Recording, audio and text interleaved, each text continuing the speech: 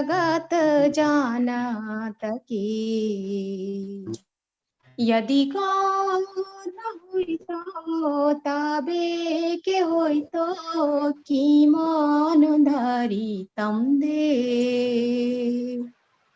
राधार महिमा प्रेम रस सीमा जगत जानत की। मधुर वृंदा विपिन माधुरी प्रवेश चातुरी सार। ब्रज युवती भावेर भगति शकति होई तत्काल। यदि गो न होई तो तबे के होई तो कि मन धरी तम दे। राधार महिमा प्रेम रस सीमा जगत जानत के। गाओ गाओ पुनः इतनी गौरांग। कृपा सावरे बनाए रखना, इतनी कृपा सावरे बनाए रखना। मरते दम तक सेवा में लगाए रखना, मरते दम तक सेवा में लगाए रखना। इतनी कृपा सावरे बनाए रखना, मरते दम तक सेवा में लगा रखना। मैं तेरा तू मेरा खाना, मैं तेरा तू मेरा खाना, तू राजी और मैं राजी, तू राजी और मैं राजी। तेरे नाम पे, तेरे नाम पे लिख दी मैंने इस जीवन की बाजी। तेरे नाम पे लिख दी मैंने इस जीवन की बाजी। लाज तुम्हारे हाथ है बचाए रखना, मरते दम तक सेवा में लगाए रखना। इतनी कृपा सावरे बनाए रखना, मरते दम तक सेवा में लगाए रखना।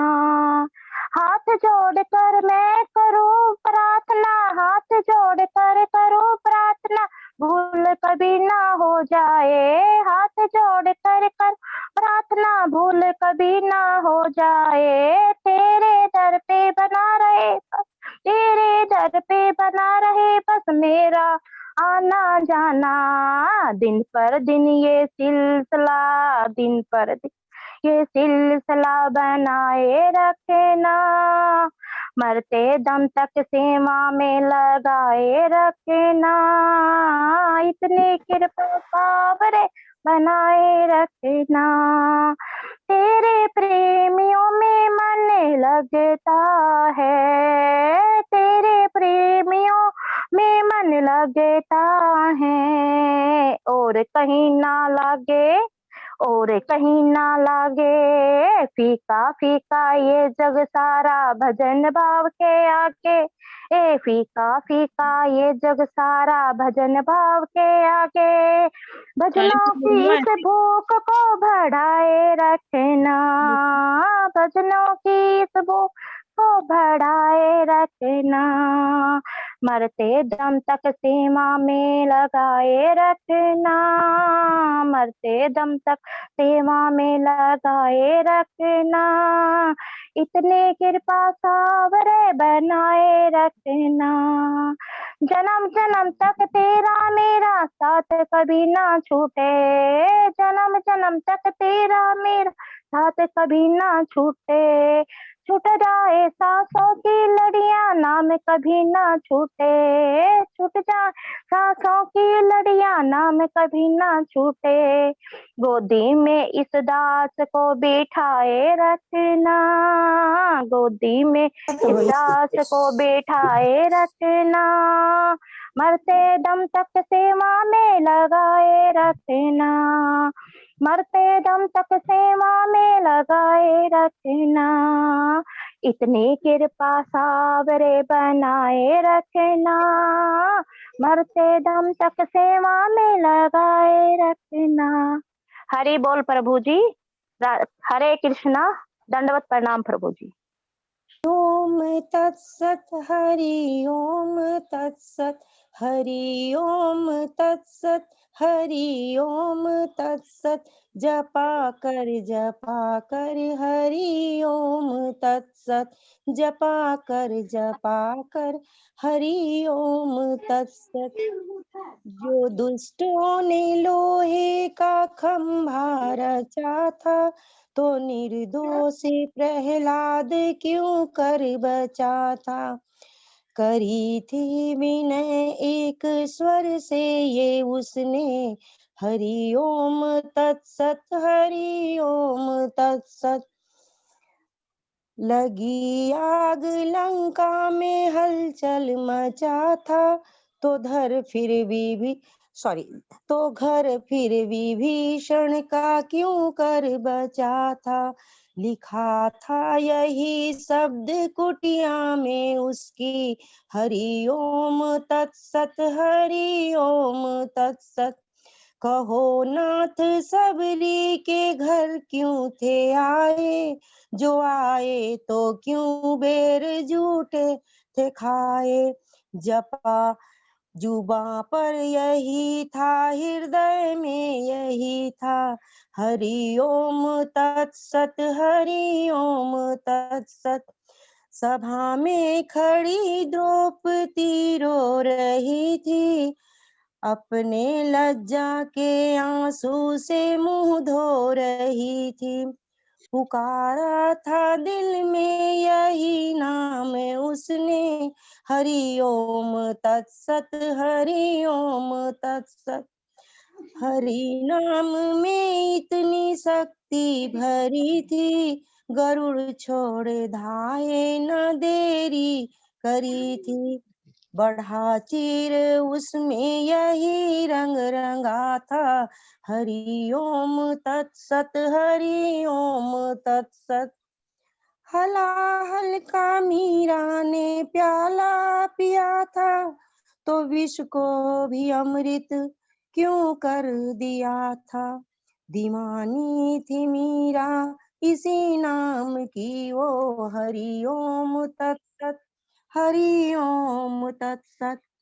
लगी कहने एक दिन हिमाचल कुमारी, वो है कौन सा मंत्र कल्याणकारी। तो बोले त्रिलोचन महादेव शंकर, हरि ओम तत्सत हरि ओम तत्सत।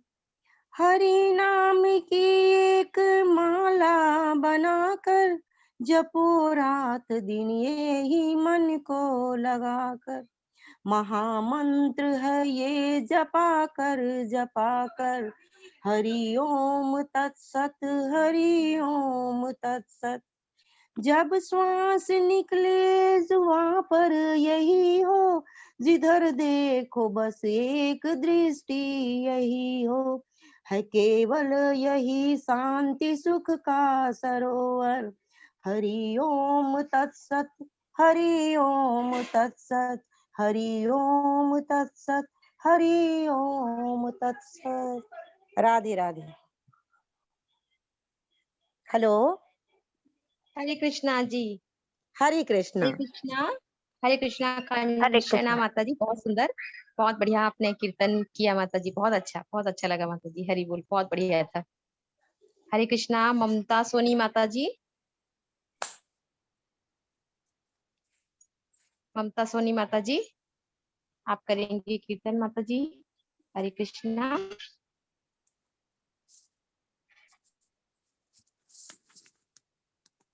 हरे कृष्णा ममता माता जी। आज चार रूप से कीर्तन है। सुप्रजा माता जी का, लता सोनी माता जी, ममता सोनी माता जी, कुंतला सोनी माता जी। हरे कृष्णा। जी ममता जी ममता माता जी, सोनी लता माता सोनी जी। बोल रही हूँ, मैं कर लूँ? जी जी माता जी, माता जी शुरू कीजिए। ममता सोनी माता जी, आप बोल रहे हैं? हाँ हाँ, सभी को सादर जी नमन। मैं नंद कुमार अष्टकम गा रही हूँ। जी माता जी। हरे कृष्ण। सुंदर गोपालम पूर्वनमालम नयन विशालम दुःखहरम वृंदावन चंद्रम आनंदकंदम परमानंदम धरणीधरम वल्लभ घनश्यामं पूरणकामं अत्यभिरामं प्रीतिकरं भज नन्दकुमारं सर्वसुखसारं तत्त्वविचारं ब्रह्मपरं सुन्दरवारिज वदनं निरजित मदनम् आनंद सदनं मुकुटधरं गुंजाकृतिहारं विपिन विहारं परमोदारं चिरहरं वल्लभपटपीतं कृतौपवीतं करनवनीतं विबुधवरं भज नन्दकुमारं सर्वसुखसारं तत्त्वविचारं ब्रह्मपरं शोभितमुखधूलं यमुनाकूलं निपटअतुलं सुखदवरं मुखमण्डितरेणुं चारितधेनुं वादितवेणुं धूरसुरं वल्लभमतिविमलं शुभपदकमलं नखरुचिअमलं तिमिरहरं भज नन्दकुमारं सर्वसुखसारं तत्त्वविचारं ब्रह्मपरम् शिरमुकुटसुन्देशं कुञ्चितकेशं नटवरवेशं कामवरं मायाकृतमनुजं हलधरानुजं प्रतिहतदनुजं भारहरं वल्लभव्रजपालं सुभगसुचालं हितमनुकालं भाववरं भज नन्दकुमारं सर्वसुखसारं तत्त्वविचारं ब्रह्मपरम् इन्दीवरभासं प्रकटसुरासं कुसुमविकासं वंशीधरं ऋतमन्मथमानं रूपनिधानं कृतकलगानं चित्तहरं वल्लभमृदुहासं कुञ्जनिवासं विविधविलासं केलिकरं भज नन्दकुमारं सर्वसुखसारं तत्त्वविचारं ब्रह्मपरम् अतिपरप्रवीणं पालितदीनं भक्ताधीनं कर्मकरं मोहनमतिधीरं फणिबलवीरं हतपरवीरं तरलतरं वल्लभ व्रज रमणं वारिजवदनं जलधर शमनं शैलधरम् भज नंद कुमारं सर्वसुखसारं तत्त्वविचारं ब्रह्मपरम् जलधरद्युतिअङ्गं ललितत्रिभङ्गं बहुकृतरङ्गं रसिकवरम् गोकुलपरिवारं मदनाकारं कुञ्जविहारं गूढतरम् वल्लभव्रजचन्द्रं सुभगसुचन्द्रं कृतानन्दं भ्रान्तिहरम् भज नन्दकुमारं सर्वसुखसारं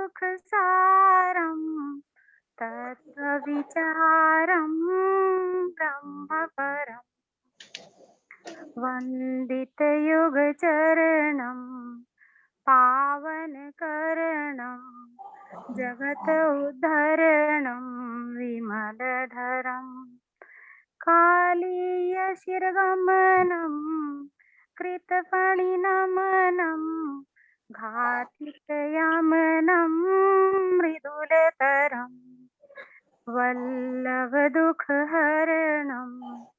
निर्मलचरणम् अशरणशरणं मुक्तिकरम् भज नन्दकुमारं सर्वसुखसारं तत्त्वविचारं ब्रह्मपरम्। हरे कृष्णा, हरि बोल। हरि बोल माता जी। बहुत सुंदर मंत्र माता जी, बहुत अच्छा कीर्तन किया आपने। हरि बोल माता जी, बहुत बढ़िया। हरे कृष्णा। लता सोनी माता जी। हाँ जी माता जी, मैं कर लेती हूँ। सबको मेरा प्रणाम। तेरा शाम बड़ा अलबेला, मेरी मटकी में मार गया ढेला। तेरा शाम बड़ा अलबेला, मेरी मटकी के मार गया ढेला। कभी गंगा के तीर कभी यमुना के तीर, कभी गंगा के तीर कभी यमुना के तीर, कभी सरयू तीर अकेला, मेरी मटकी में मार गया ढेला। कभी गोपियों के संग कभी ग्वालों के संग, कभी गोपियों के संग कभी ग्वालों के संग, कभी गैया चराए अकेला, मेरी मटकी में मार गया ढेला। तेरा शाम बड़ा अलबेला, मेरी मटकी में मार गया ढेला। कभी रुक्मणी के संग कभी भामा के संग, कभी रुक्मणी के संग कभी भामा के संग, कभी राधा के संग अकेला, मेरी मटकी के मार गया ढेला। कभी सूरज के संग कभी चंदा के संग, कभी सूरज के संग कभी चंदा के संग, कभी तारों से खेला अकेला, मेरी मटकी में मार गया ढेला। तेरा शाम बड़ा अलबेला, मेरी मटकी में मार गया ढेला।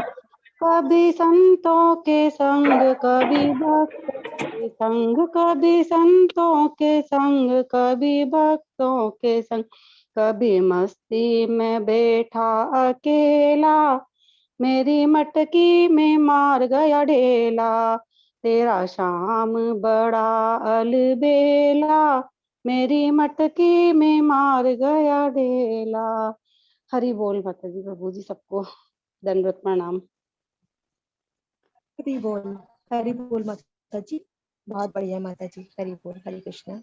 अभी हम लोग मंगलाचरण शुरू करते हैं। हरे कृष्णा। विद्या सोनी माता जी। हरे कृष्णा। गोदावरी माता जी। विद्या माता जी मंगलाचरण करेंगी।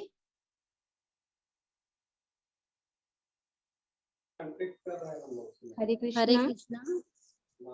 सभी को सादर नमन। मंगलाचरण करना है माता जी। जी माता जी। जी हाँ कर रही हूँ।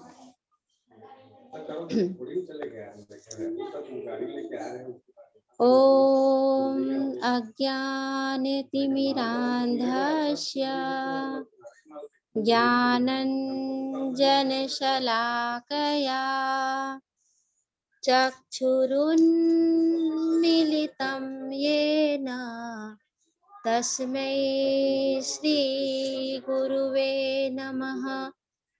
श्रीचैतन्यमनोभीष्टं स्थापितं येन भूतले स्वयं रूपः कदा मह्यं ददाति स्वापदान्तिकम्।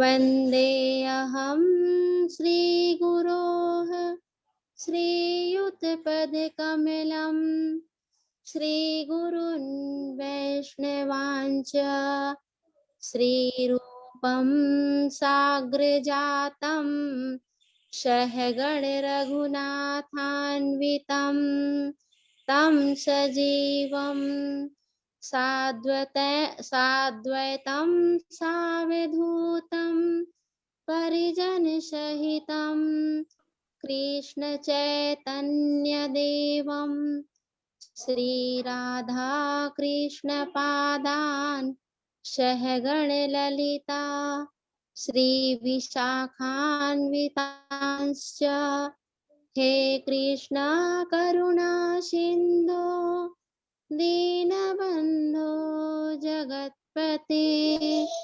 गोपेश गोपिका कान्त राधाकान्त नमोऽस्तुते। तप्त कांचन गौरांगी राधे वृंदावनेश्वरी वृषभानुसुते देवी प्रणमामि हरिप्रिये। वाञ्छाकल्पतरुभ्यश्च कृपा सिन्धुभ्य एव च पतितानां पावनेभ्यो वैष्णवेभ्यो नमो नमः। श्रीकृष्ण चैतन्य प्रभु नित्यानंद श्री अद्वैत गदाधर श्रीवासादि गौर भक्त वृंद। हरे कृष्णा कृष्ण कृष्ण हरे हरे हरे राम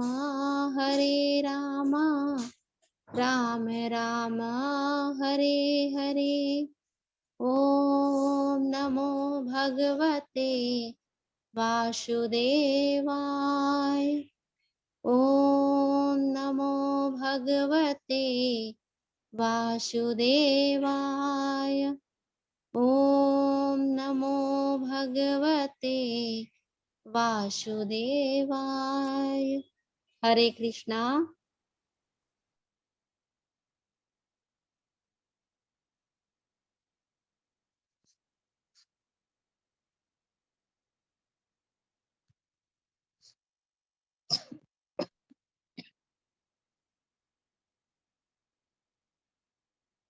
हरे कृष्णा हरि बोल।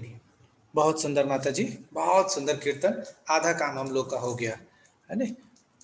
क्लास शुरू होने से पहले बहुत सुंदर कीर्तन और कीर्तन के साथ साथ इतना सुंदर मंगलाचरण, जब ये होता है तो हम लोग उस स्तर तक पहुंच जाते हैं। बहुत सुंदर, बहुत बहुत धन्यवाद माता जी। हरे कृष्णा हरि बोल।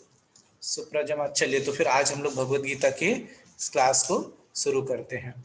हरे कृष्णा। सुप्रजा माता जी। हरे कृष्ण प्रभु। आज श्लोक चालू करेंगे। हरे कृष्णा। हाँ बिंदु माता जी, बिंदु माता जी, बिंदु माता जी को आवाज आ रही क्या?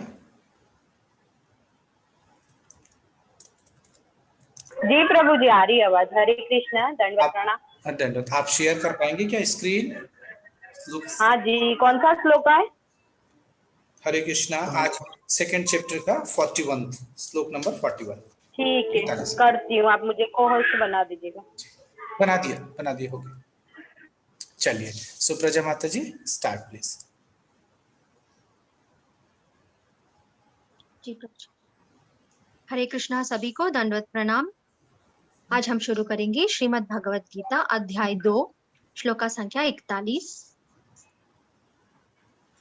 व्यवसायात्मिका बुद्धिर एकेह कुरु नंदन बहुशाखा ह्यनन्ताश्च बुद्धयो व्यवसायिनाम्।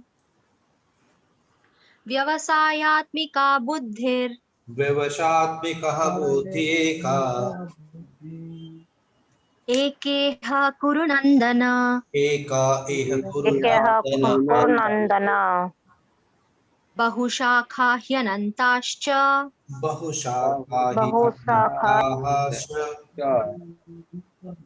बुद्धयो व्यवसायिनाम्। बुद्धिर्व्यवसायिनाम्।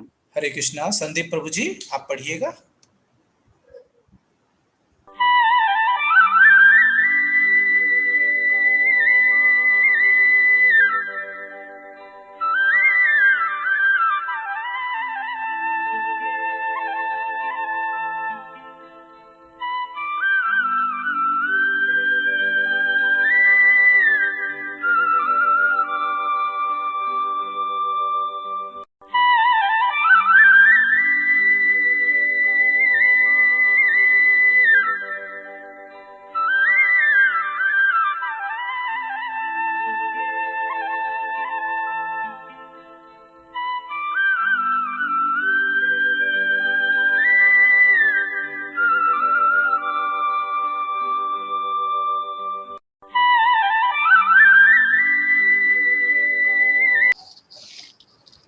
व्यवसायात्मिका बुद्धि व्यवसायात्मिका बुद्धि एका इह कुरु नंदन एका इह कुरु नंदन बहुशाखा हि अनंताः बहुशाखा हि अनंताः च बुद्धय अव्यवसायिनाम्। अव्यवसायिनाम्। बहुत सुंदर प्रभु, बहुत सुंदर संदीप प्रभु। दिव्या सोनी माता जी। हरे कृष्ण जी। व्यवसायिका बुद्धि रे व्यवसायात्मिका बुद्धि का कुरु नंदन एकः इह कुरु नंदनः बहुशाखा ही अनंता बहुशाखा हि अनंताश्च बुद्धय अविनाशिनाम्। बुद्धयः अव्यवसायिनाम्। बहुत सुंदर, बहुत सुंदर। ज्योति रवि माता जी। ज्योति रवि माता जी। जय श्री कृष्ण सभी को। प्रभु जी 1 मिनट दीजिएगा, ये ना बहुत छोटा दिख रहा है, मैं अपना खोल रही हूँ। जी जी, चलिए जब तक माता जी ओपन करें तब तक। कर लिया मैंने प्रभु जी, कर लिया मैंने। कर लीजिए। जय श्री कृष्ण। व्यवसायात्मिका बुद्धि व्यवसायात्मिका बुद्धि एके कुरु नंदनः एका इह कुरु नंदनः बहुशाखा ह्यनन्ताश्च बहुशाखा हि अनन्ताश्च बुद्धयो अव्यवसायिनाम्। बुद्धयो अव्यवसायिनाम्। हरे कृष्णा। बहुत सुंदर। जया माता जी, जया माता जी अनुवाद रिपीट कराइएगा। हरे कृष्णा। जी माता जी अनुवाद रिपीट कराइएगा। हाँ। जो इस मार्ग पर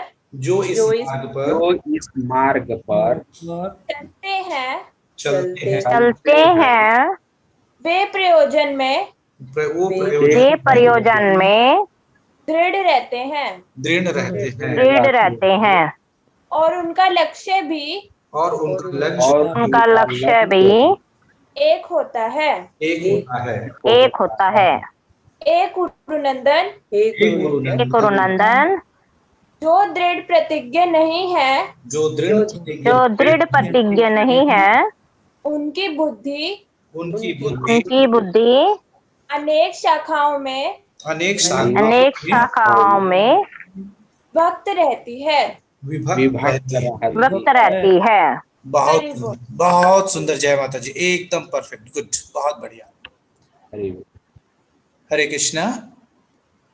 मधु माता जी अनम्यूट करके तात्पर्य पढ़िएगा। जी प्रभु जी। हरे कृष्णा, सभी को सादर प्रणाम।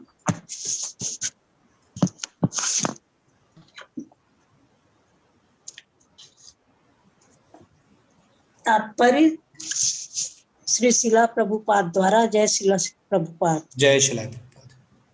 यह दृढ़ श्रद्धा कि कृष्ण भावनामृत द्वारा मनुष्य की सर्वोच्च सिद्धि प्राप्त कर सकेगा व्यवसायिका बुद्धि कहलाती है। चैतन्य चरितामृत में मध्य 22.62 कहा गया है, श्रद्धा शब्दे विश्वास कहे सुदृढ़ निश्चय, कृष्णे भक्ति कहले सर्व कर्म कृत है। श्रद्धा का अर्थ है किसी अलौकिक वस्तु में अटूट विश्वास। जब कोई कृष्ण भावनामृत के कार्यों में लगा होता है तो उसे परिवार, मानवता या राष्ट्रीयता से बंध कर कार्य करने की आवश्यकता नहीं होती। पूर्व में किए गए शुभ अशुभ कर्मों के फल भी उसे सकाम कर्मों में लगाते हैं। जब कोई कृष्ण भावनामृत में संलग्न हो तो उसे अपने कार्यों के शुभ फल के लिए प्रयत्नशील नहीं रहना चाहिए। जब कोई कृष्ण भावनामृत में लीन होता है तो उसके सारे कार्य आध्यात्मिक धरातल पर होते हैं, क्योंकि उनमें अच्छे तथा बुरे का द्वैत नहीं रह जाता। कृष्ण भावनामृत की सर्वोच्च सिद्धि देहात्म बुद्धि का त्याग है।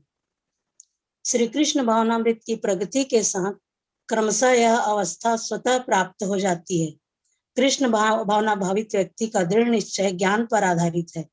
वासुदेव सर्वम इति सह महात्मा सुदुर्लभ। कृष्ण भावना भावित व्यक्ति अत्यंत दुर्लभ जीव है, जो भली भांति जानता है कि वासुदेव या कृष्ण समस्त प्रकट कारणों के मूल कारण है। जिस प्रकार वृक्ष की जड़ सींचने पर स्वतः ही पत्तियों तथा टहनियों पर जल पहुंच जाता है, उसी तरह कृष्ण भावना भावित होने पर मनुष्य प्रत्येक प्राणी की अर्थात अपनी परिवार की, समाज की, मानवता की सर्वोच्च सेवा कर सकता है। यदि मनुष्य के कर्मों से कृष्ण प्रसन्न हो जाए तो प्रत्येक व्यक्ति संतुष्ट होगा, किंतु कृष्ण भावनामृत में सेवा गुरु के समर्थ निर्देशन में ही ठीक से हो पाती है, क्योंकि गुरु कृष्ण की प्रामाणिक प्रतिनिधि होता है, जो शिष्य के स्वभाव से परिचित होता है और उसे कृष्ण भावनामृत की दिशा में कार्य करने के लिए मार्ग दिखा सकता है।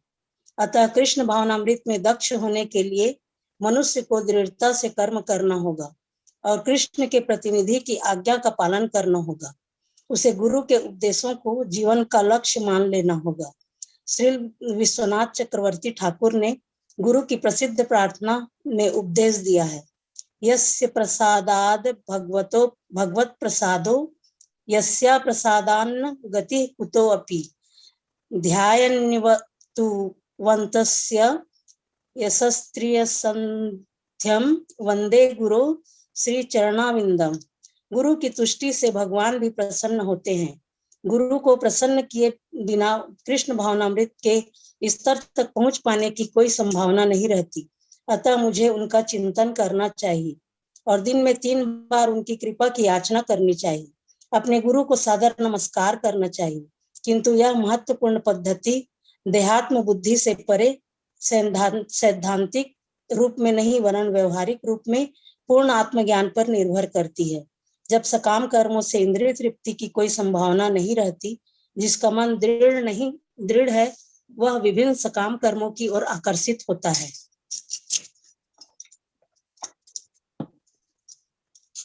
हरे कृष्णा माता जी, बोलिएगा।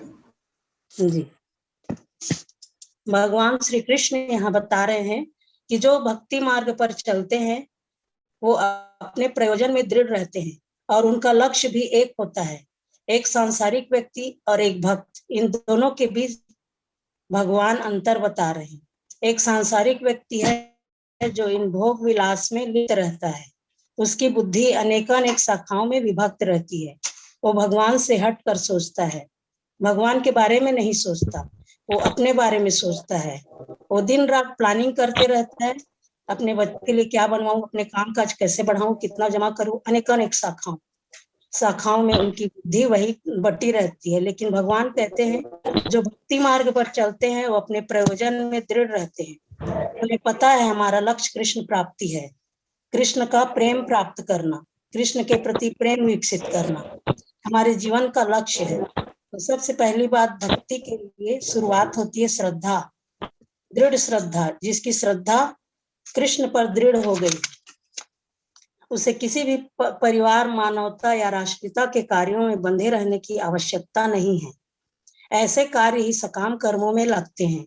अतः इन समस्त कार्यों एवं उसके कर्म फल के लिए भी प्रयत्नशील नहीं रहना चाहिए, क्योंकि जो कृष्ण भावना भावित हो जाता है वह शुभ अशुभ कर्मों द्वैत से परे हो जाता है।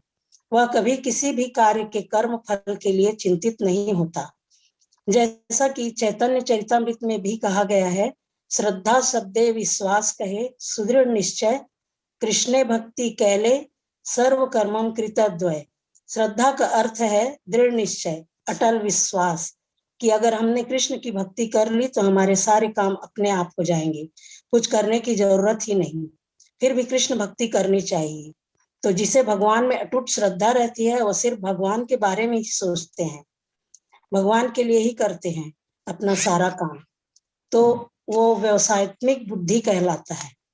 इस श्लोक में व्यवसायत्मिक बुद्धि का बहुत ही महत्वपूर्ण है। इसे हम ऐसे समझ सकते हैं जैसे आत्मा का व्यवसाय क्या है, कृष्ण भावनामृत होना या कृष्ण के प्रति समर्पित होना। इसके लिए कृष्ण के प्रति दृढ़ श्रद्धा होना आवश्यक है। वो अपने व्यवसाय को जानता है, उसका व्यवसाय भगवान को रिझाना, भगवान को प्रसन्न करना, उन्हें खुश करना। वो व्यक्ति अपने लक्ष्य पर अटल रहता है, मजबूती से बना रहता है और उसका लक्ष्य भी ये नहीं कि अनेकानेक हो जाता है। एक भौतिकतावादी व्यक्ति को देखें तो उनके अनेक लक्ष्य होते हैं। जैसे एक लक्ष्य होता है अपने बॉस को खुश करना, दूसरा लक्ष्य होता है पैसा कमाना, तीसरा लक्ष्य नाम कमाना, पैसा मिल गया तो नाम की भूख, और चौथा होता है अपने बुढ़ापे का इंतजाम, जैसे कि वही भगवान बन जाता है। उसे लगता है कि मैं ही करूंगा तभी होगा।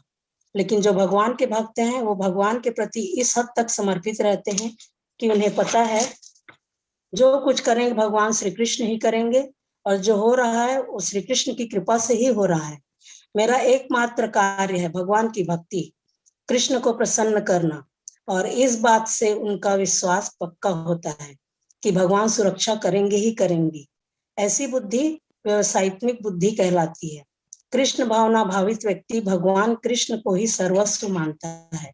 वह जानता है कि भगवान कृष्ण ही समस्त कारणों के कारण है। केवल कृष्ण की सेवा से ही परिवार, समाज, मानवता की सेवा भी पूर्ण हो जाती है। कृष्ण की संतुष्टि से ही सर्व जगत संतुष्ट हो जाता है। इसमें दुर्वासा मुनि की कहानी तो आप सभी जानते ही हैं।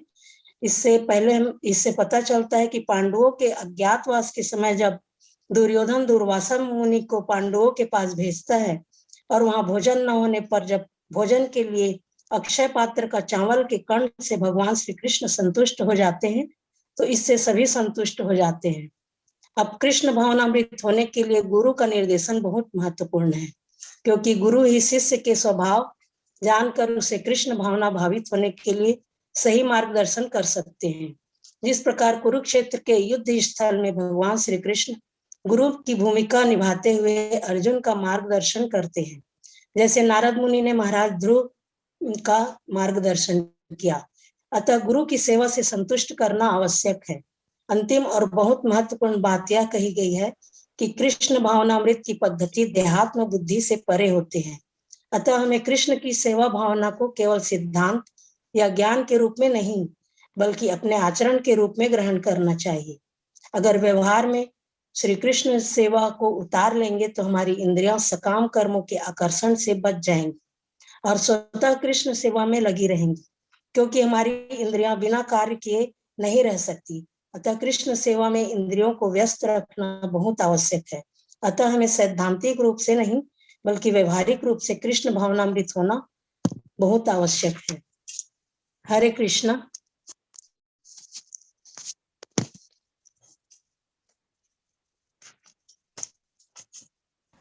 हरे कृष्णा। बहुत सुंदर मधु माता जी, बहुत सुंदर एक्सप्लेनेशन और टू द पॉइंट, बिल्कुल परफेक्ट। 1 से लेके सेकंड, सेकंड से लेके थर्ड, एक एक पॉइंट जो इतना तात्पर्य में प्रभुपाद ने बताया था, बहुत सुंदर तरीके से आपने बोला। बहुत सुंदर, आपको बहुत बहुत साधुवाद। बहुत सुंदर, मतलब आज का एक्सप्लेनेशन आपके अब तक के सारे एक्सप्लेनेशन में से सबसे बढ़िया एक्सप्लेनेशन रहा, और एक एक पॉइंट और इतना टू द पॉइंट और इतना कंसोलिडेटेड था। बहुत सुंदर, बहुत बढ़िया माता जी। हरे कृष्णा, हरि बोल। स्तुति माता जी आप बोलिएगा। जी प्रभु जी, हरे कृष्णा सभी को। एक्चुअली मधु माता जी ने सारे पॉइंट्स कवर कर दिए हैं, तो मेरे लिए कुछ ज्यादा बचता नहीं है। मैं 1-2 पॉइंट्स ऐड करना चाहूंगी। तो इस श्लोक में भगवान अर्जुन को दो प्रकार के व्यक्तियों के बारे में बता रहे हैं। एक है व्यवसायत्मिक बुद्धि वाले और दूसरे हैं अव्यवसायी नाम, जैसा श्लोक में आया है। तो फर्स्ट टाइप के जो लोग हैं वो कर्म योगी या भक्ति योगी हैं, जिनके लक्षण हैं कि वो एक तो दृढ़ निश्चयी होते हैं, दूसरा उनमें श्रद्धा है, और तीसरा एकाग्रचित होकर वो अभ्यास करते हैं। तो यहाँ पे हमें पता लगता है कि जो व्यक्ति ऐसे दृढ़ निश्चय, श्रद्धा और एकाग्रचित होकर कृष्ण भावनामृत का अभ्यास करते हैं, वो मनुष्य जीवन की सर्वोच्च सिद्धि प्राप्त कर लेते हैं। इन्हीं 3 लक्षणों को व्यवसायत्मिका बुद्धि कहा है, जैसा प्रभुपाद जी ने तात्पर्य में एक्सप्लेन किया है। तो ऐसे जो व्यवसायत्मिका बुद्धि के विकास में जो हमारी भौतिक इच्छाएं हैं वो वास्तव में बाधक हैं। तो प्रभुपाद जी आगे बताते हैं कि जब कोई अटूट विश्वास के साथ कृष्ण भावनामृत के कार्यों में लगता है तो उसे परिवार, मानवता या राष्ट्रीयता इन सब चीजों से बंधकर कार्य नहीं करना होता। और जब कोई कृष्ण भावनामृत में कर्म करता है तो उसके कार्यों में अच्छे या बुरे का द्वैत नहीं होता, क्योंकि वो भगवान की प्रसन्नता के लिए हर कर्म करता है और आध्यात्मिक धरातल पे वो कर्म होते हैं, इसलिए उसमें उनमें द्वैत नहीं होता। फिर प्रभुपाद जी आगे बताते हैं कि कृष्ण भावनामृत की जो सर्वोच्च सिद्धि है, यानी जो टॉप मोस्ट स्टेज है, वो है देहात्म बुद्धि का त्याग, यानी खुद को आत्मा ना मान के शरीर मानना और सारे कर्म उसी हिसाब से करना, जैसा मधु माता जी ने हमें अभी समझाया। फिर प्रभुपाद जी अपने लेक्चर्स में बताते हैं कि श्रीमद् भागवतम के 11.2.42 श्लोक में स्पष्ट लिखा है कि जिसने भगवान की शरण ग्रहण कर ली है उसके लिए भक्ति, भगवान के प्रत्यक्ष अनुभव और अन्य भौतिक वस्तुओं से विरक्ति, ये तीनों एक साथ वैसे ही घटित होते हैं जिस तरह भोजन करने वाले व्यक्ति के लिए प्रत्येक कौर में आनंद, पोषण और भूख से छुटकारा, ये सभी एक साथ होते जाते हैं। इसका मतलब हुआ कि भक्ति में जैसे जैसे हम सुदृढ़ होते जाते हैं वैसे वैसे उसी प्रोपोर्शन में हम भौतिक इंद्रिय तृप्ति के प्रति जो हमारा लगाव जनरली होता है वो कम होता जाता है। ये हम सबने शायद अपने साथ अनुभव भी किया होगा। जो हम रियलाइजेशन शेयर करते हैं क्लास में, उससे हरे कृष्ण, मेरी आवाज आ रही है? जी आ रही है जी जी। तो प्रभुपाद जी इसका एक एग्जाम्पल देते हैं कि जैसे एक ग्लास में पानी है और उसमें अगर दूध डालना है हमें, तो पहले उस पानी को फेंकना पड़ेगा। लेकिन अगर हम सोचें कि उसमें क्या है, पानी वाले ग्लास में ऊपर से ही दूध डाल देते हैं, तो हाँ वो किया जा सकता है, लेकिन ना वो पूरी तरह से पानी होगा और ना ही दूध होगा। तो दोनों ही मिश्रित होकर डाइल्यूट हो जाएंगे। अगर हमें दूध चाहिए तो हमें पानी फेंकना होगा, और अगर पानी चाहिए तो दूध नहीं रख सकते। तो इसी तरह भक्ति में जैसे जैसे हम कृष्ण भावनामृत में विकास करते जाते हैं वैसे वैसे हम भौतिक आसक्तियों और इंद्रिय तृप्ति से दूर होते जाते हैं। और भक्ति में तो लाभ ही लाभ है। एक तो भौतिक माया जाल से मुक्ति मिल जाती है, फिर 84 लाख योनियों में दोबारा नहीं आना पड़ता, और दूसरी चीज की इंद्रियां भी शुद्ध होती जाती हैं। और सबसे बड़ी बात है कि इसके लिए अलग से हमें मेहनत नहीं करनी पड़ती। जैसे जैसे हम कृष्ण भावनामृत में प्रगति करते जाते हैं वैसे वैसे कृष्ण भावनामृत की सर्वोच्च अवस्था, यानी जैसा प्रभुपाद जी यहाँ बता रहे हैं देहात्म बुद्धि का त्याग, वो स्टेज हमें अपने आप प्राप्त हो जाती है। कृष्ण भावनामृत व्यक्ति का जो दृढ़ निश्चय है उसके ज्ञान पर बेस्ड होता है या आधारित होता है, जो है कि कृष्ण या वासुदेव ही समस्त कारणों के मूल कारण है। प्रभुपाद जी एक्सप्लेन करते हैं कि जो भगवान कृष्ण को तुष्ट कर देता है वो बाकी सबको अपने आप संतुष्ट कर देता है। जैसे हम किसी पौधे में पानी डालते हैं तो सिर्फ उसकी जड़ में डालते हैं, जिसकी वजह से डालियां, पत्तियां, फूल आदि उनमें अपने आप पानी चला जाता है। उस पौधे की हमें अलग से डालियों, पत्तियों, फूलों में हमें पानी नहीं डालना पड़ता।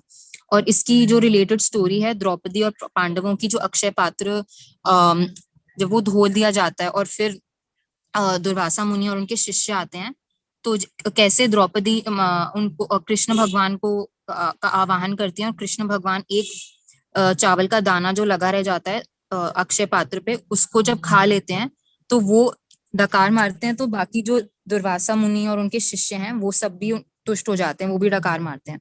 तो इससे हमें स्पष्ट पता चलता है, जैसा मधु माता जी ने समझाया, कि जब कृष्ण तुष्ट हो जाते हैं तो सब तुष्ट हो जाते हैं। फिर आगे दूसरे प्रकार के लोग हैं, जैसा मधु माता जी ने समझाया, अव्यवसायी, जो सकाम कर्म करते हैं और भौतिक भोग और संग्रह में आसक्ति रखते हैं।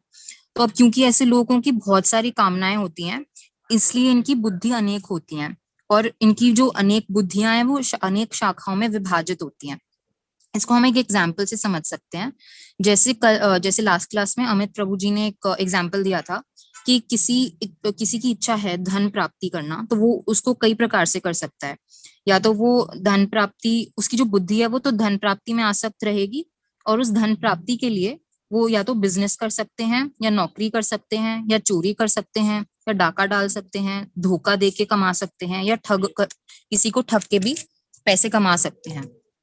तो ये हुई उस धन प्राप्ति की बुद्धि जो है उसकी अनंत शाखाएं। इसलिए इस श्लोक में ऐसे लिख रखा है कि जो सकाम कर्मी हैं उनकी बुद्धि की अनंत शाखाएं होती हैं। तो ऐसे लोग क्योंकि सकाम कर्म करते हैं, मतलब भौतिक फल प्राप्ति की अनंत इच्छाओं से प्रेरित होकर कर्म करते हैं, इसलिए वो एकाग्रचित होकर किसी भी क्षेत्र में सफलता प्राप्त नहीं कर पाते और उन्हें फलस्वरूप असफलता ही मिलती है। क्यों? क्योंकि उनकी इतनी सारी इच्छाएं, अनगिनत इच्छाएं होती हैं जो कभी कभी परस्पर विरोधी होती हैं। तो उन सबको पूरा करने में मन की वो शक्ति खो बैठते हैं, क्योंकि निश्चय किसी भी कार्य में नहीं होता तो सफलता भी नहीं मिलती, तो वो एंड में निराशा फील करने लगते हैं। तो भगवान बेसिकली इस श्लोक में हमें सफलता का रहस्य बता रहे हैं, हमें सीक्रेट टू सक्सेस बता रहे हैं कि जब हम दृढ़ निश्चयी होंगे, श्रद्धा रखेंगे और एकाग्रचित होकर किसी भी कार्य को करेंगे तो हमें उस क्षेत्र में सफलता निश्चित ही मिलेगी।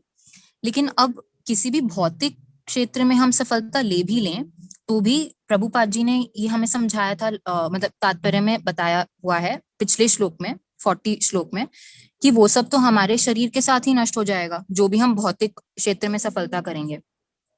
तो हमें सोचना है कि परमानेंट क्या है जो हमारे शरीर के नष्ट हो जाने पर भी हमारे साथ आगे जाएगा, वो है कृष्ण भावनामृत में किया गया कार्य।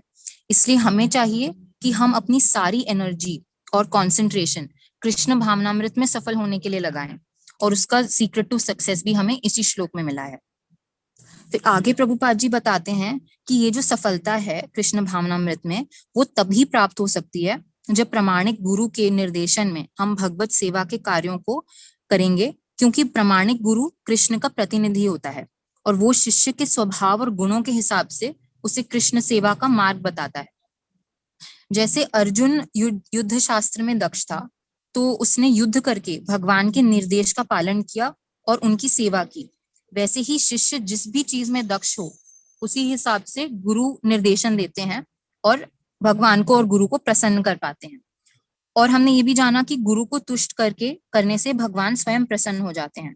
जो श्री विश्वनाथ चक्रवर्ती ठाकुर लिखते हैं, यस्व प्रसादात भगवत प्रसाद, वो ये कहते हैं कि गुरु के आदेशों को पत्थर की लकीर जैसा मानना चाहिए और कोशिश करनी चाहिए कि अपनी हानि या लाभ को सोचे बिना गुरु के आदेशों का पूरी तरह पालन किया जाए। प्रभुपाद जी बताते हैं कि श्री विश्वनाथ चक्रवर्ती ठाकुर जो हैं वो गुरु भक्ति के प्रत्यक्ष उदाहरण है, एकदम परफेक्ट एग्जाम्पल है गुरु भक्ति के। वो कहते थे कि मेरी लगन सिर्फ मेरे गुरु के आदेशों में है, चाहे मुझे भगवत धाम की प्राप्ति हो या ना हो, मुझे उसमें ज्यादा इंटरेस्ट नहीं है। मेरा जीवन सिर्फ मेरे गुरु के आदेशों का पालन करना है, मेरा उद्देश्य, जीवन का उद्देश्य यही है। इसलिए गुरु का आदेश फर्स्ट थिंग, और दूसरी चीज उसका ईमानदारी से पालन करना। तो ये जो चीज जब हो जाएंगी, जब ये हम सफलतापूर्वक पालन कर लेंगे, उससे हमें कृष्ण भावनामृत में सफलता निश्चित हो जाएगी। हरि बोल प्रभु जी।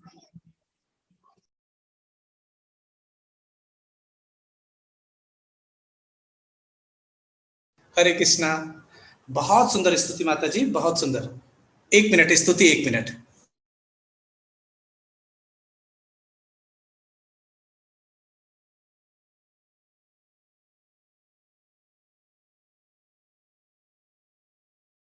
हरे कृष्णा, हरि बोल। बहुत सुंदर, बहुत सुंदर मधु माता जी ने बताया और उसी चीज को आपने बहुत सुंदर तरीके से आगे बढ़ाया। एक्सीलेंट, एकदम। ये श्लोक इतना इंपॉर्टेंट है और आपने उसको आध्यात्मिक और भौतिक दोनों तरफ से जोड़ के बताया। ये इसमें और एक अच्छा नया उसका फ्लेवर था, नया क्लेवर था इसका। बहुत सुंदर इस बात को हम लोगों ने बहुत सुंदर तरीके से आप दोनों ने रखा। और इसका मैं सच बताऊं, अभी स्तुति माता जी लोग कहाँ हैं, आप में से शायद बहुत लोग को पता ना हो।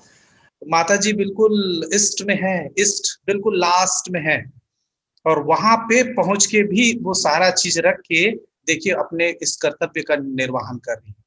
माता जी लोग 3 दिन अहमदाबाद से बाहर हैं, उसके बाद भी वो बुक लेके अपना सारा नोट्स ले जाके और वहां से भी वो इस कार्य को संपादित करने के लिए है। ये है व्यवसायिकता। ये है कि हम जिस कार्य को लेते हैं उस कार्य को करने के लिए हर प्रकार से दृढ़ प्रतिज्ञ होते हैं। तो ये बहुत सुंदर स्तुति माता जी लोग कच्छ बॉर्डर पे हैं और बहुत सुंदर वहां से भी देखिए वो भगवान की सेवा में लगे हुए हैं। तो इस प्रकार से आप कहीं भी कुछ भी करें, कोई दिक्कत नहीं है। इस प्रकार से हम लोग भगवान के काम को ना छोड़ते हैं तो हमारा सारा कार्य दिव्य हो जाता है। हरे कृष्णा। किरण माता जी कुछ बोलना चाह रही है। किरण माता जी। हरे कृष्ण प्रभु जी, कृष्ण भगवान की कृपा से हो पाया। मुझे तो लग रहा था शायद मैं ना जुड़ पाऊँ। बहुत सुंदर बोला स्तुति आपने, बहुत सुंदर। थैंक यू प्रभु जी। एक्चुअली मधु माता जी ने सारे पॉइंट्स कवर कर लिए थे, मैंने बस 1-2 छोटी सी चीजें जोड़ी। हरि बोल प्रभु। किरण माता जी आप कुछ बोलना चाह रहे हैं, आपने हैंड रेस किया है। किरण सोनी माता जी आप कुछ बोलना चाह रहे हैं क्या, आपका हैंड रेस है। हरे कृष्णा। जी नहीं वो बाद में बोलूंगी, गलती से हो गया, टच होता तो बेटा पकड़ा था फोन में। हरे कृष्णा। बहुत सुंदर मधु माता जी, आज आपने इस श्लोक को बहुत अच्छे से डिराइव किया। मतलब मेरे पास शब्द नहीं है। आज आप दोनों ने, मधु माता जी और स्तुति माता जी दोनों ने बहुत सुंदर तरीके से इस बात को रखा और केवल एक लाइन समझ में आया, और वो क्या मालूम, व्यवसायित्मिका। हमारा व्यवसाय क्या है। जैसे बच्चों का व्यवसाय क्या है, पढ़ने का।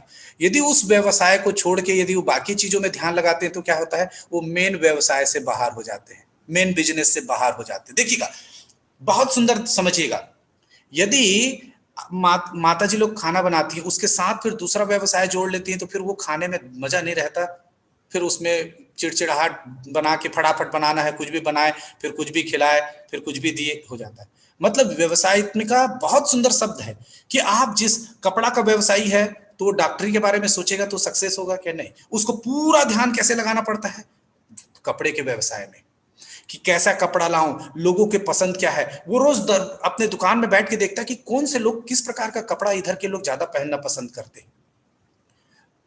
बहुत सुंदर देखिएगा, राजस्थान ट्रेंड अलग है, साउथ का ट्रेंड अलग है, नॉर्थ का ट्रेंड अलग है। आपने दिल्ली में दुकान खोला है और साउथ ट्रेंड पे आपने रखा है और वहां पे रहते लोग ज्यादातर राजस्थान के लोग हैं, तो फिर चलेगा क्या, नहीं।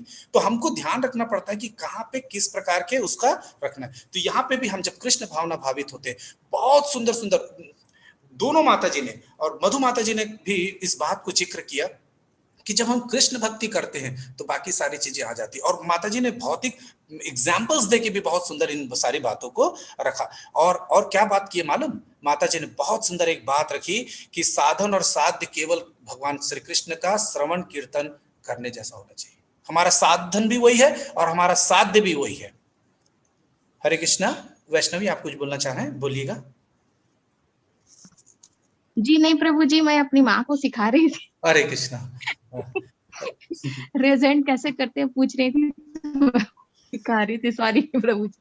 हरे कृष्णा। तो इस तरीके से ये बहुत सुंदर यहाँ पे एक बात चल के आए, और हमें गुरु का आदेश समझकर ही उस कार्य को करना चाहिए। और जब हम इस प्रकार देखिएगा, स्टूडेंट बहुत बार ये सोचते हैं टीचर लोग का तो काम ही है ये बोलने का। मामला गड़बड़ाता कब है मालूम? गड़बड़ाता तब है टीचर को मालूम है कि आज बच्चों को क्या, अरे ये तो मैं कई बार कर चुका हूं। टीचर को मालूम रहता है कि आज क्या इसको देना है, और वो करके जब वो ला देता है तो देखिएगा, मैं अपना एग्जांपल दे रहा हूं कि मैं जब क्लास में जाता हूं तो मैं कई प्रकार के असाइनमेंट बना के लेके जाता हूं, और मुझे मालूम है कि किस बच्चों को कौन सा असाइनमेंट देना है। तो दूसरे बच्चे बोलते हैं टीचर उसको आप इजी दिए, मुझे टफ दिए।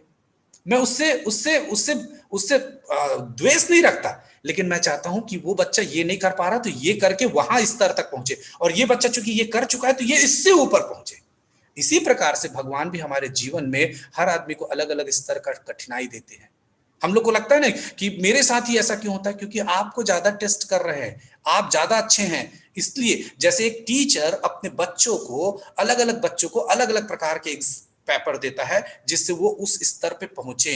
टारगेट क्या है? सबको बेस्ट बनाने का। लेकिन जो बिल्कुल डफर है उसको एक अच्छे बच्चे का पेपर दे देंगे तो बेचारा नहीं बना पाएगा, वो हतोत्साहित हो जाएगा, वो नीचे गिर जाएगा। तो नहीं करते, उसको क्या करते हैं? उसको प्रेज करते, उसको छोटा सा क्वेश्चन दे देते हैं, वो बताता है और फिर वो आगे बढ़ता है, फिर उसको टफ, फिर धीरे धीरे करके टफ करते। इसी तरीके से भगवान भी हमारे जीवन में इसी प्रकार से, कई लोगों को देखिएगा बड़ा कष्ट होता है, उनका कष्ट ये है कि समझिए कि बिल्कुल अंतिम पड़ाव पे है। इन सारे चीजों को आप झेल लेंगे, मजबूत हो जाएंगे, क्योंकि भगवान के धाम में जाने के बाद इन सारी चीजों से मुक्त होकर जाना होता है। तो यहाँ का चीज यही छोड़ के जाना है, और यहाँ छोड़ने के लिए क्या करना होगा? इस प्रकार के कष्ट से जूझना पड़ेगा, और इस प्रकार के कष्ट से जूझ के हम इनको छोड़ के फिर आगे बढ़ पाते हैं। तो एक बार प्रभुपाद, अब देखिएगा यहाँ पे एक बहुत इंपॉर्टेंट बात जो दोनों माता जी ने बताई, उसको मैं एक उदाहरण से रखता हूँ। एक बार एक शिष्य प्रभुपाद से पूछे कि प्रभुपाद जी मुझे आपको प्रणाम करने का मन नहीं करता। देखिए कितनी ईमानदारी से उस भक्त ने कहा। ईमानदारी बहुत जरूरी है, क्योंकि जब ईमानदारी से उस भक्त ने किया तो उसका सोल्यूशन मिला। देखिएगा मैं बहुत इंपॉर्टेंट बात पर रखने जा रहा हूं। जैसे एक बच्चा से टीचर ने पूछा आपको समझ में आया? बच्चे ने बोल दिया हाँ। उसने ईमानदारी नहीं बताई, उसने क्या बोल दिया? हाँ समझ में आया। क्यों? क्योंकि वो टाइम वेस्ट नहीं कर, मतलब दोबारा नहीं पूछना चाहता, या क्लास में कुछ बेइज्जती ना हो जाए, या कोई भी कारण हो सकता है, या जल्दी भागने का है घर, तो उसने गलती की। लेकिन क्या हुआ? टीचर ने फिर नहीं बताया, तो वो बात उसकी अधूरी रह गई।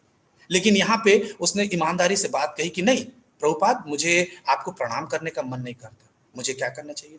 तो बोले तो भी तुमको प्रणाम करना चाहिए। क्यों करना चाहिए? क्योंकि करते करते तुम्हारा मन लगने लगेगा। जैसे बच्चों को पढ़ने का मन नहीं लगता तो माँ बाप क्या करते हैं? जबरदस्ती कराते हैं, और फिर 8वीं 8 तक 9 तक पहुंच जाते हैं। उसके बाद क्या होता है? और जैसे कॉलेज पहुंचने माँ मना भी करे बेटा इतना पढ़ने की जरूरत नहीं, तो भी बोलता ना मामा वो देखिए उसको देखिए, जया है तो तुरंत बोलेगी देखिए वो ऋतु देखिए वो टॉप कर रही है। क्यों कर रही है मामा? वो भी पढ़ती है, देखिए वो पहले से पढ़ के रखी है। अब उसको समझाना पड़ता है बेटा इतना पढ़ने की जरूरत नहीं, तुम टाइम से सो जाओ। नहीं मामा।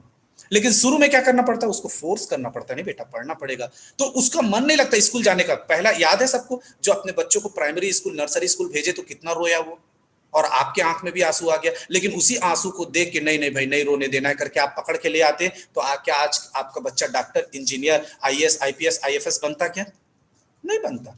वो दर्द चाहिए, अंतिम लक्ष्य की प्राप्ति के लिए छोटे छोटे उलझनों से सुलझना होता है। तो इसी तरीके से बोले आपको करना है। क्यों करना है? क्योंकि जब हम इस प्रकार से कर्म योग कर्म करते जाते हैं तो हमारा ज्ञान प्राप्त होता जाता है।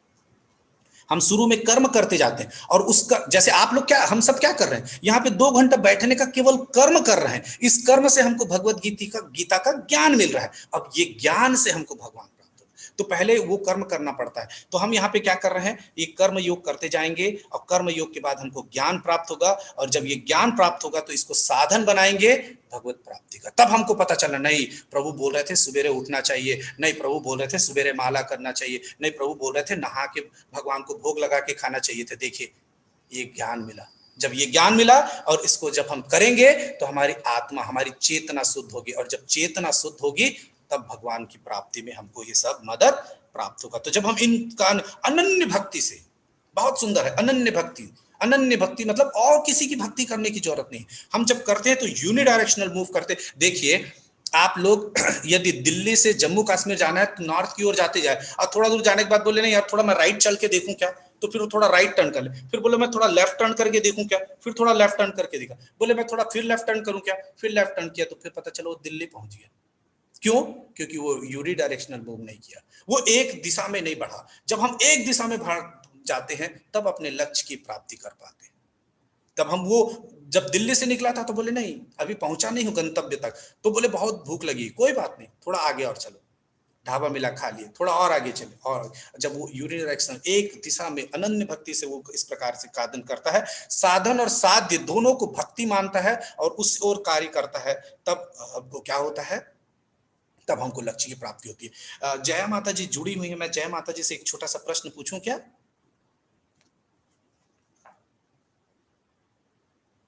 अनम्यूट कीजिएगा।